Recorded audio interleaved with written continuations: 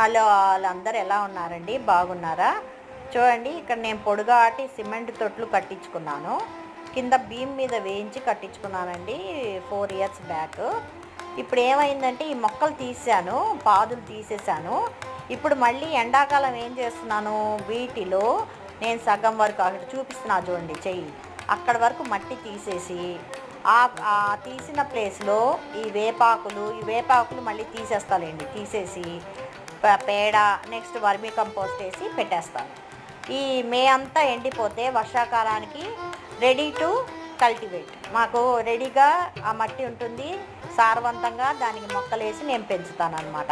This is the best tip. ఇలాంటి పెద్ద తొట్లు ఉన్నప్పుడు ఇలా ఎండాకాలం ఇలా ఎండబెట్టుకొని మనం కంపోస్ట్ ఎండబెట్టుకుంటే వానాకాలం రాగానే మనకు బాగా మొక్కలు వస్తాయి అన్నమాట. ఇది చూడండి, ఇక్కడ నేను బరబట్టి మొక్కలు వేసాను. ఇటువైపు తొట్లు ఇవి తీయలేదు.